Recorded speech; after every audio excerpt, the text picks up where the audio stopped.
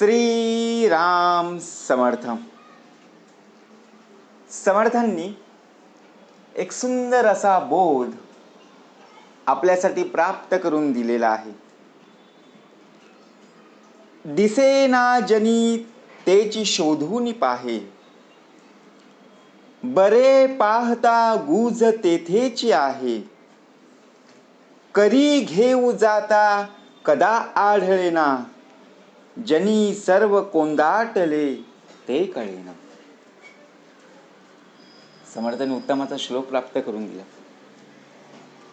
दिसेना जनी तेची शोधून, दिसेना जनी या जगामध्ये इंद्रियांनी जे परमतत्व दिसत नाही तेच शोधावे. आपल्याला 5 ज्ञानेंद्रिये आणि 5 कर्म इंद्रिये प्राप्त करून दिलेली आहेत आणि 5 ज्ञानेंद्रिये आणि 5 कर्मेंद्रिये मिळून हा दशेंद्रियाचा नरदेह प्राप्त करून दिलेला आहे. मग त्याचप्रमाणे इंद्रियांनी जे परमतत्व दिसत नाही तेच शोधलं पाहिजे.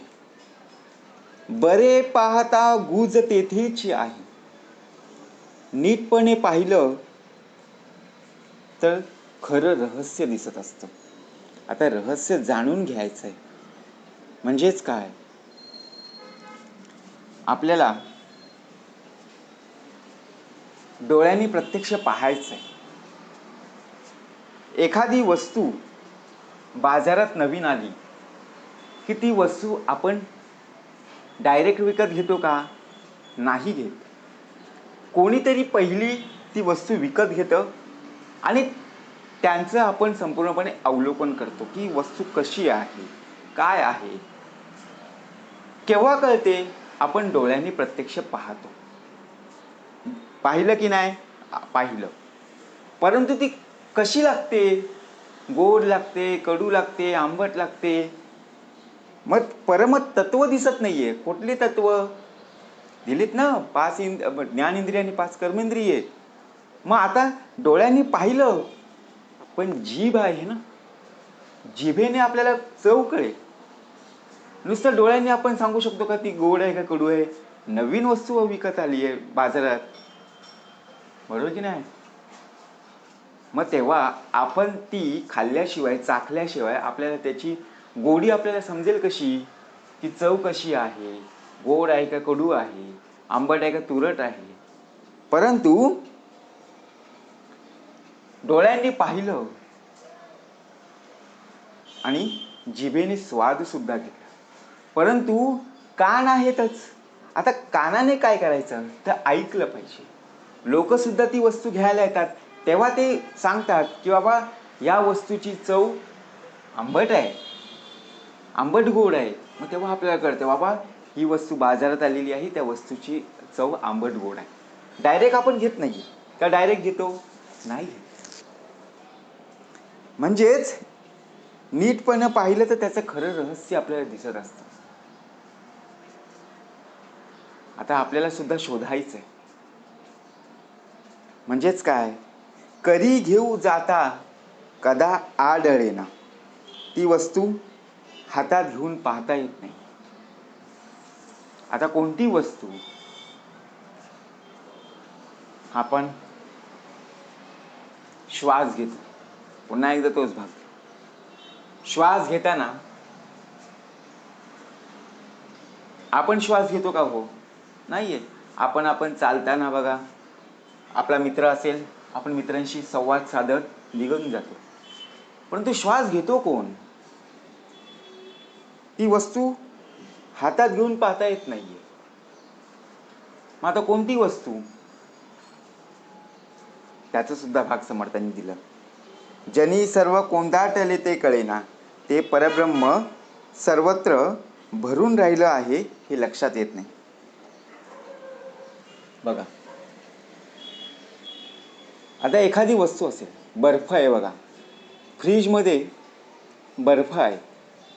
ते बर्फ आपण हातावर घेतलं की त्याचा आपल्याला स्पर्श जाणवतो की थंड आहे की गरम आहे. आता आपण लहान मुलाला सांगतो की नाही, अरे तवा गरम आहे, चटका लागेल. आता तो लहान मूल आहे, तो ऐकत नाही. तो जेव्हा तव्याला हात लावतो तेव्हा त्याला चटका बसतो, तेव्हा त्याला कळतं, बरोबर. परत तो पुन्हा कधी जात नाही. थंड तवा असला तरी तो तिथून दूर जाईल, बरोबर की नाही. मग हे केव्हा समजतं, जेव्हा स्वतः अनुभव घेऊ तेव्हाच. मग ती वस्तू आपल्याला हातात घेऊन पाहता येत नाही म्हणजे काय. आता बर्फ आहे, बर्फ बघा जास्त वेळ आपल्या हातात राहील का, नाहीये, त्याचं पाणी होईल.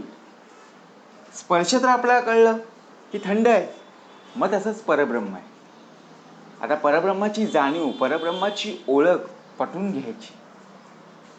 तर काय कोर्स नाहीये, 2 महिने केलं की परब्रह्माची जाणीव होईल, परब्रह्माची ओळख होईल, नाही. ज्याने प्रत्यक्षात आपल्याला हा जो नरदेह प्राप्त करून दिलेला आहे,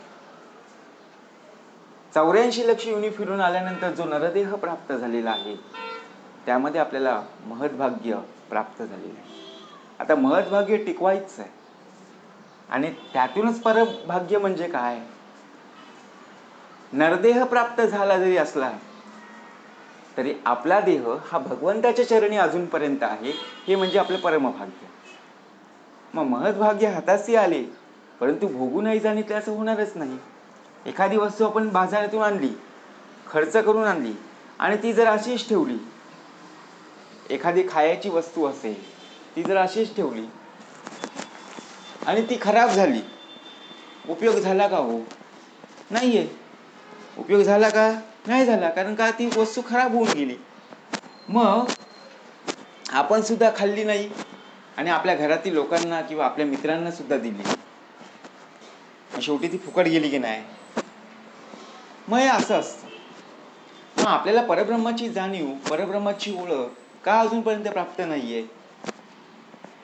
जोपर्यंत बघा आपल्यावर संकट ओढवलं, आपल्या प्रसंग आला की आपल्याला देव, भगवंत, आपण प्रत्यक्ष जर पाहायला गेलो, देवाचा धावा, परब्रह्माची ओळख तेव्हाच आपल्याला जाणून बुजून करावी लागते. कारण का, संकट ओढवलेलं आहे. परंतु ज्या वेळेला आपल्याकडे सुख येतं त्यावेळी देव आठवत नाही. म्हणून भाग दिलेला आहे, दिसेना जनितेची शोधून पाहे. जगामध्ये इंद्रियांनी ते परमतत्व दिसत नाही. ते दिसत नाही कधी. परब्रह्म आपल्याला डोळ्यांनी दिसतं का, नाहीये. देव कधी आपल्याला डोळ्यांनी पाहायला मिळालंय, नाही पाहायला मिळेल. परंतु तो कोणाच्या ना कोणाच्या तरी रूपामध्ये प्रत्यक्षात, आपण बोलतो ना, अरे देवासारखा धावून आला. मग देवासारखा कोण धावून आला, तुझा मित्र होता, परंतु देवासारखा धावून आला. देवासारखा धावून कोण आला, आपले आई वडील आले. कारण का, प्रत्यक्ष देवाच्या रूपाने आपण विश्वास ठेवला. आपला विश्वास दृढ असला पाहिजे. बरे पाहता गुज तेथेची आहे. मग नीटपणे पाहिलं तर त्याचं खरं रहस्य आपल्याला कळतं. आपण आपला भूतकाळ, वर्तमानकाळ आणि भविष्यकाळ, जसं बघा एखादा नवीन चित्रपट येतो, चित्रपटाचा ट्रेलर पाहूनच आपल्याला कळतं की हा चित्रपट कसा आहे, सुरुवात कशी आहे, मध्य कसा असेल, शेवट कसा असेल, केव्हा कळतं, ट्रेलरवर समजतं.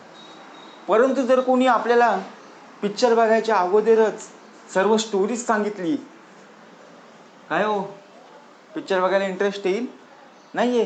कारण त्यांनी सांगितलं असतं, या भिंतीची इथून एक माणूस धावत येईल आणि तो त्याच्यावर धावून येईल.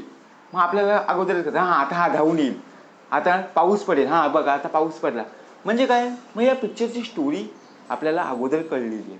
मग परब्रह्माची ओळख, परब्रह्माची जाणीव आपल्याला केव्हा येईल, जेव्हा संपूर्णपणे आपला देह हा भगवंताच्या चरणी असेल तेव्हाच ना.